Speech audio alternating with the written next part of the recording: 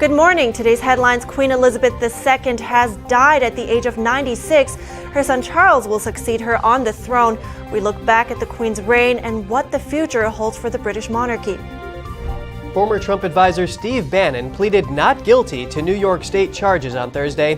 He claims the indictment is politically motivated. A new law in North Korea enables it to launch preemptive nuclear strikes to protect itself. Sunday will mark the 21st anniversary of 9/11. We spoke to an Air Force veteran about the memory and sacrifice of that day.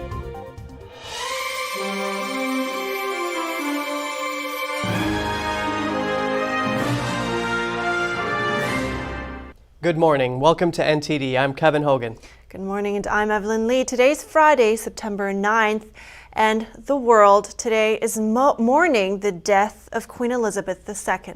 The Queen's death was announced officially by Buckingham Palace yesterday, just hours after the news that her doctors had placed her under medical supervision. Her death brings to an end the longest reign of any British monarch. Here's a look back at the Queen's reign and what the future holds for the monarchy in Britain. Born on April 21, 1926, the princess had never expected to ascend to the throne. But after her uncle, King Edward VIII, abdicated in 1936, the crown passed to her father, George VI. She was just 25 when she became Queen Elizabeth II in 1952, after the death of her father.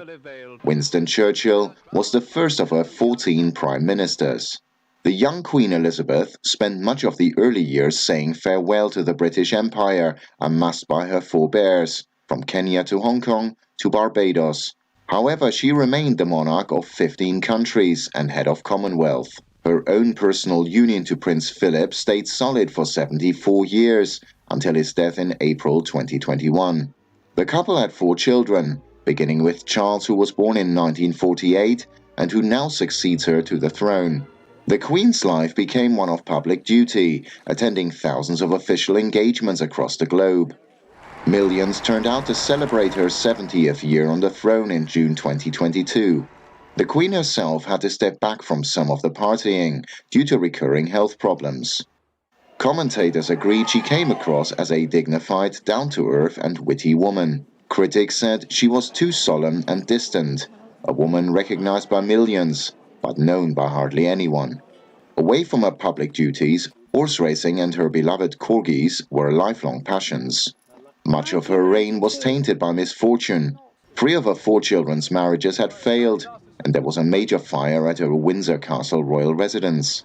The death of Charles's ex-wife Princess Diana in 1997 was even more harmful to the family's public prestige. With Queen Elizabeth's death, the monarchy's future is likely to face scrutiny like never before.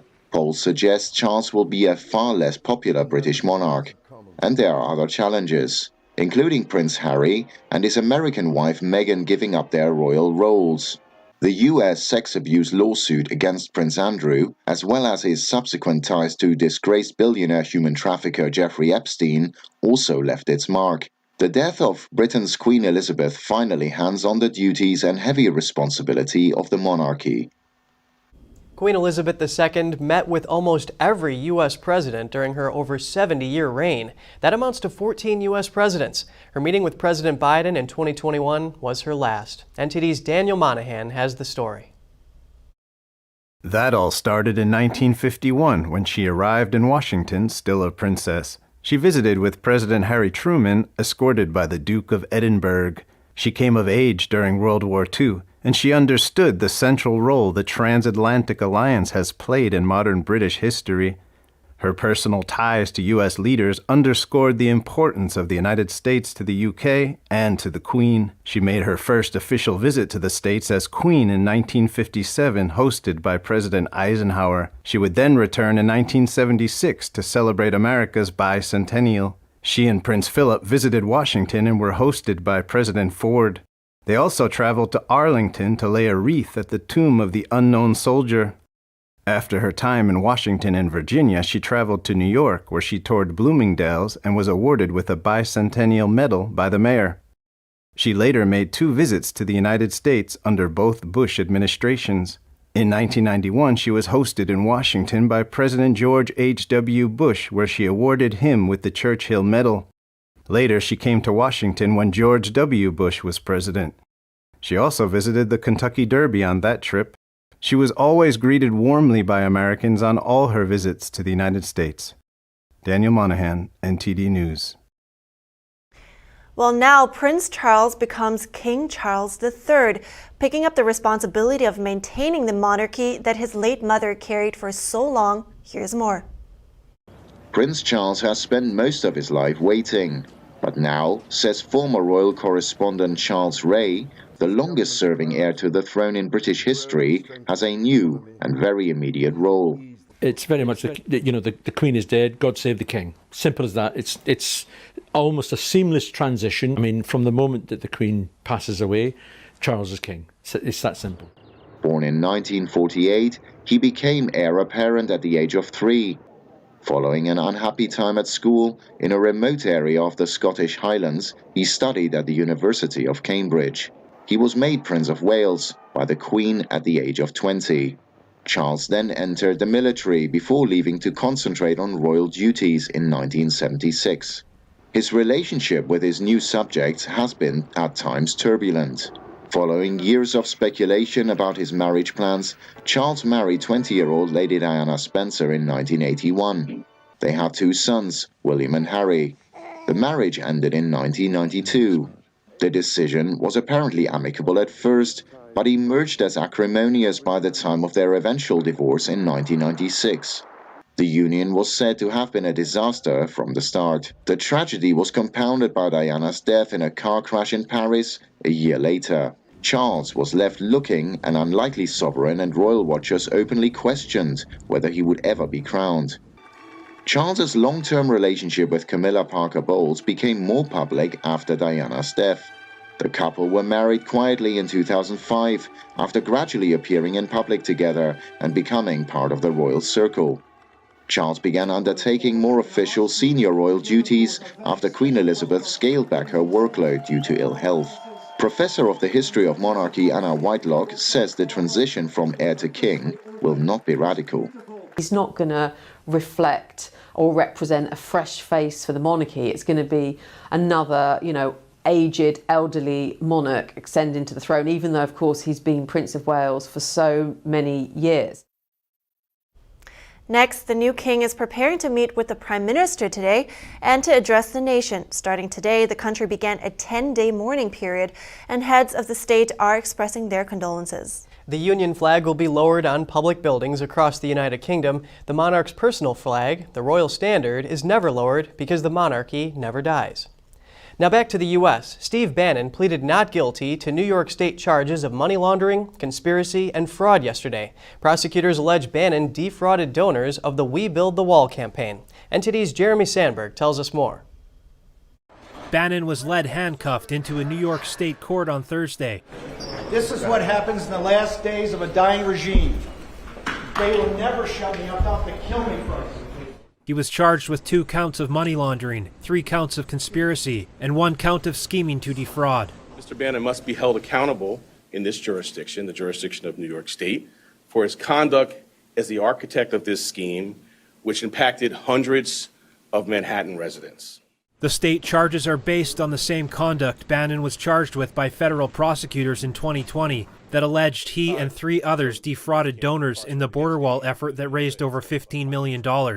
Bannon was pardoned by former President Trump before he left office, and the case was dropped without trial. Presidential pardons do not apply to state investigations. Prosecutors allege Bannon diverted hundreds of thousands of dollars to the fundraiser's chief executive, who had promised to take no salary. Bannon was released without bail after his arraignment. He says the indictment is a partisan political weaponization of the criminal justice system. In 2020, the SDNY, the federal guys down here, dropped the exact same charges to do what? To make sure that I could not assist President Trump in winning the 2020 election. Bannon's attorney says it's not clear why the indictment had been sealed, and that it's virtually a carbon copy of what happened in federal court. We respectfully suggest that there are political reasons behind that, in all likelihood. It's not coincidental that Mr. Bannon is now being targeted, again, shortly before the midterm elections, consistent with the time he was indicted relative to the 2020 election last time around. If convicted, Bannon could face up to 15 years in prison for money laundering, although prison is not mandatory. Jeremy Sandberg, NTD News. Manhattan prosecutors also charged the nonprofit We Build the Wall on Thursday. The company pleaded not guilty.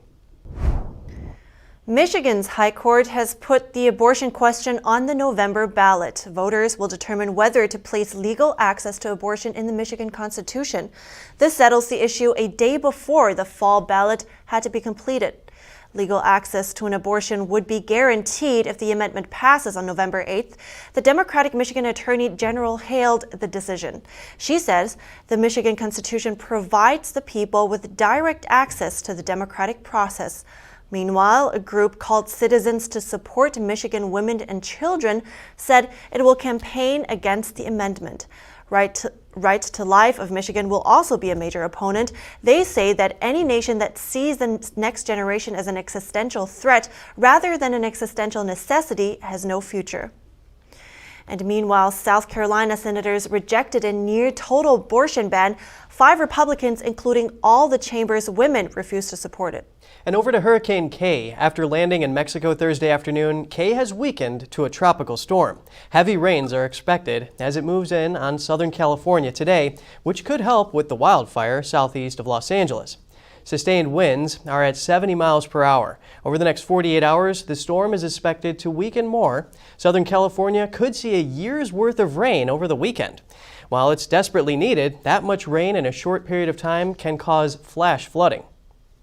It's rare for a tropical storm system to hit Southern California. A meteorologist from the National Weather Service says only 16 tropical systems have come within 250 miles of San Diego since 1950.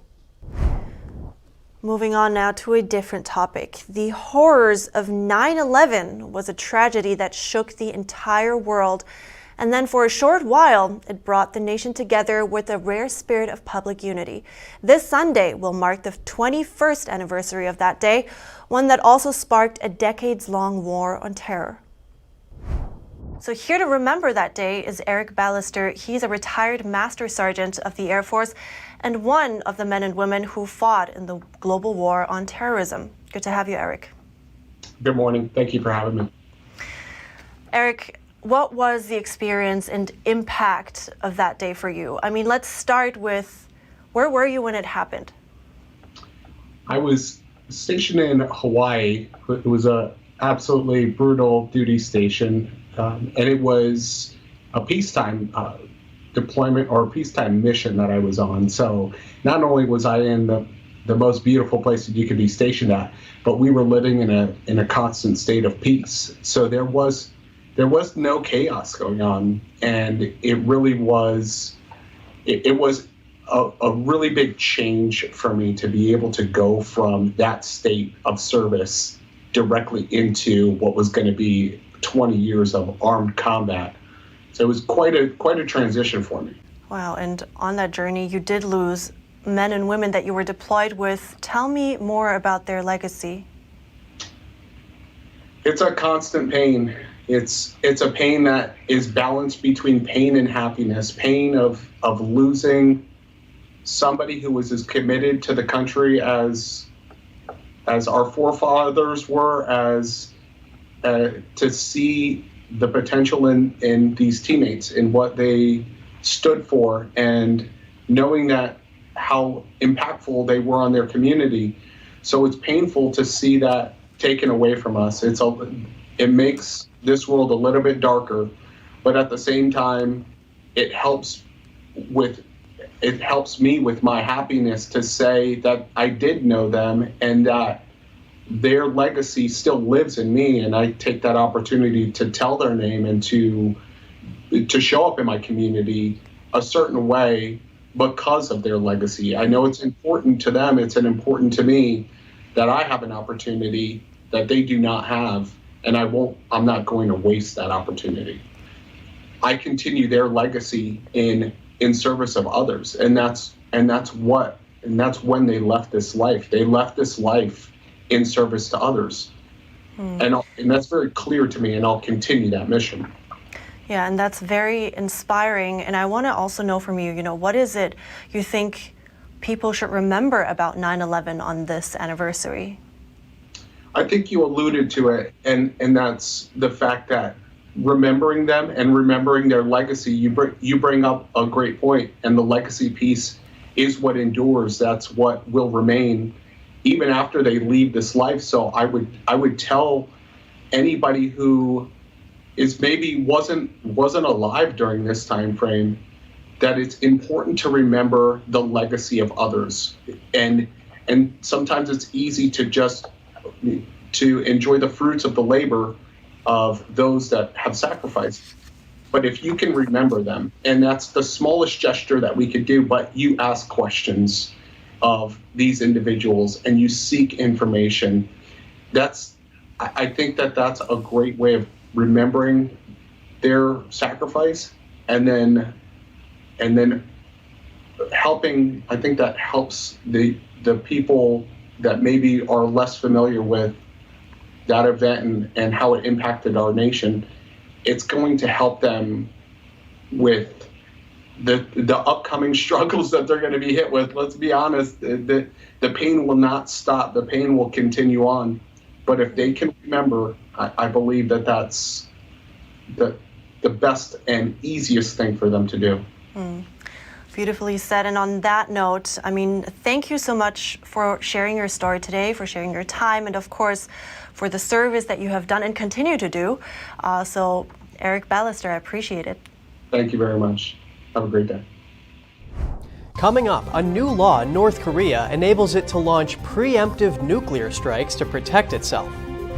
And Britain is planning to spend big to limit the rise of energy prices. UK Prime Minister Liz Truss laid out her plans Thursday. Stay tuned for more right here on NTD Good Morning.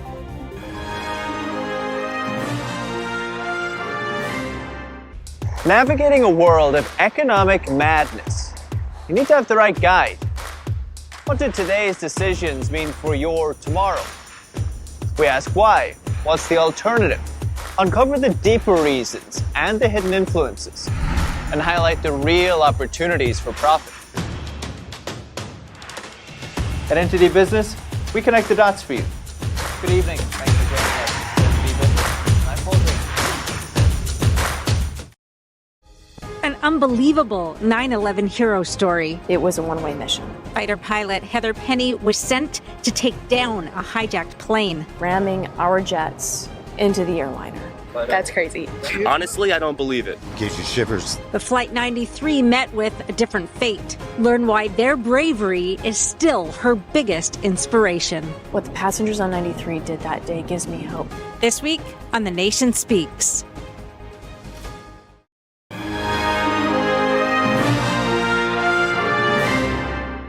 Welcome back. North Korea has passed a law enshrining the right to use preemptive nuclear strikes to protect itself. Kim Jong-un said this makes its nuclear status irreversible and bars any denuclearization talks. The move comes as North Korea appears to be preparing to resume nuclear testing for the first time since 2017. That's when former U.S. President Trump held a summit with the North Korean leader. The new law outlines when nuclear weapons can be used, including in response to an attack or to stop an invasion.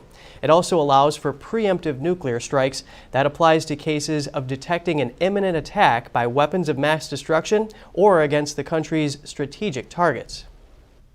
And the UK is setting a cap on energy prices that should keep household bills at current levels for about 2 years, preventing an 80% expected increase. Here's British Prime Minister Liz Truss.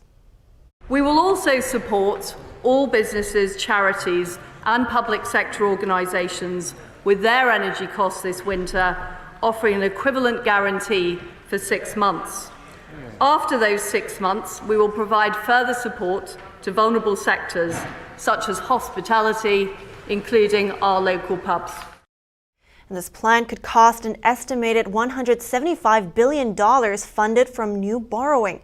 Financial markets were rattled by the news, with the pound falling against the dollar to levels not seen since 1985.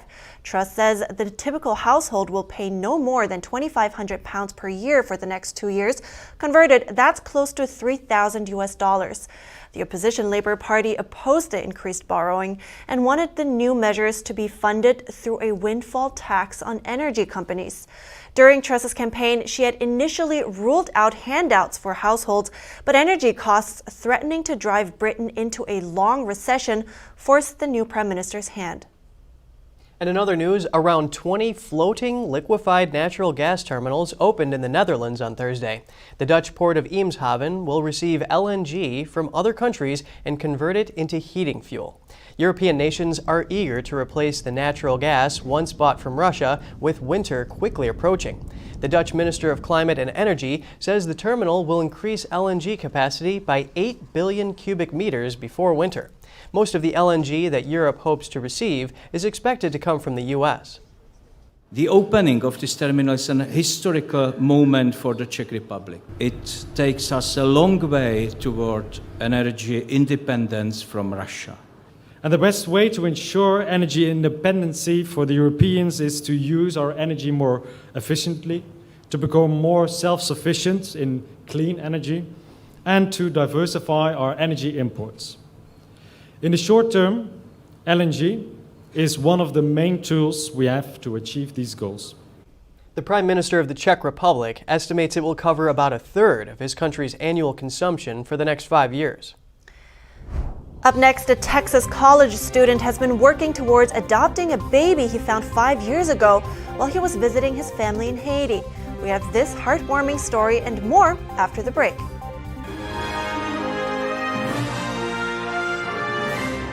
Hi, I'm Smokey Bear, and I made an assistant to help you out, because only you can prevent wildfires. Hey, Assistant Smokey Bear, call me Papa Bear, because I'm grilling up dinner. Do you get it? Yes, good job. So, what should I do with all these coals? Don't just toss them out. Put them in a metal container because those embers can start a wildfire. I understand. The stakes are high. Ha, ha, ha, ha. See, Smokey thinks I'm funny.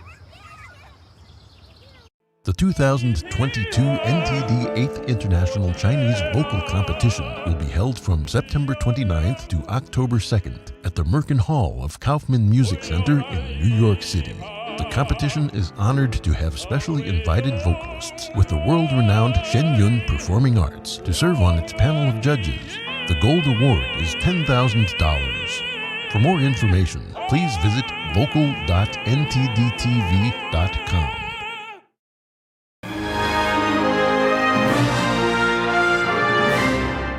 Good to have you back with us. A 4-month-old baby was found abandoned in the trash almost 5 years ago in the Caribbean country of Haiti. He's now a happy and healthy boy thanks to a college student's big heart. Here's that story.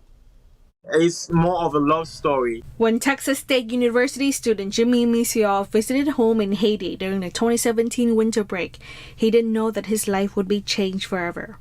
Jimmy was on his way to volunteer at an orphanage when he found a 4-month-old baby covered in fire ants and abandoned in the trash. Like people saying, I'm not going to touch that baby. The baby is evil, he's cursed. With no hesitation, Jimmy brought the baby back to his mother and they took care of him. The Haitian police and a judge came to his house and asked if he wanted to become the baby's legal guardian. So at the time, when he said that to me, I'm 22, still in school, and didn't really know how I was going to be able to take care of him.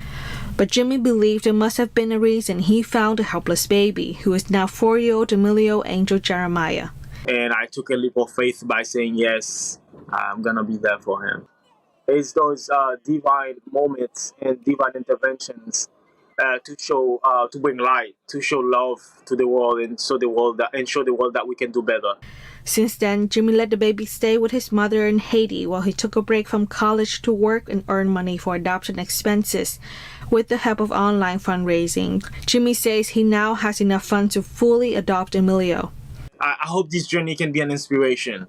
I can see how the world is connected right now with that story, and so it really shows that the world can really be connected through love and kindness. So let's love and be kind and so that we can have a better world. Jimmy has also created For the Love Foundation to give school supplies and resources to children in need in Haiti.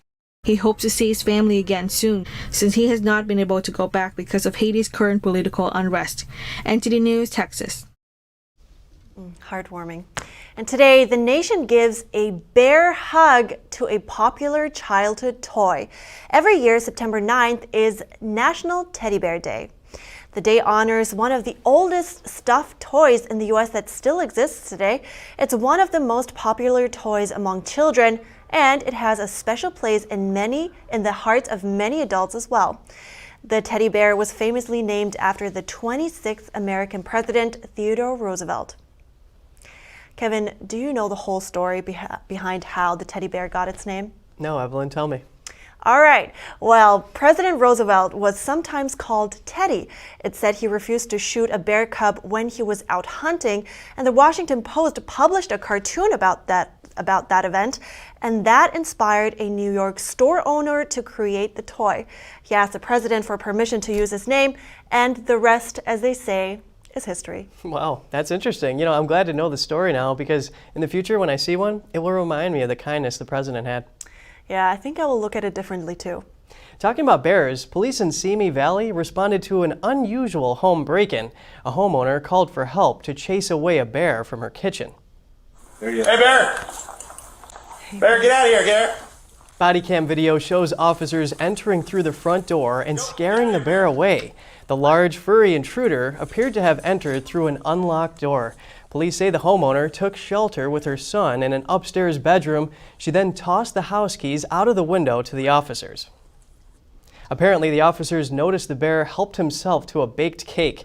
He had also gone through the refrigerator. Nearby neighbors also saw the bear going through their homes and trash cans. Well, lesson learned, don't bake cake with open doors if you don't want an unexpected visit. Yeah, not in bear country. And you know, Evelyn, that reminds me of the time when I was at a cabin up north in Michigan. I woke up to find a black bear had torn up the screens and broken into the porch. That sounds so scary. Yeah, be careful of bears, everyone. And on that note, we're ending the program here, but just before we go, remember to shoot us an email at goodmorning@ntd.com. Thanks everyone for tuning in today. We've made it through the short work week, so have a great weekend. We'll see you Monday. I'm Evelyn Lee. And I'm Kevin Hogan.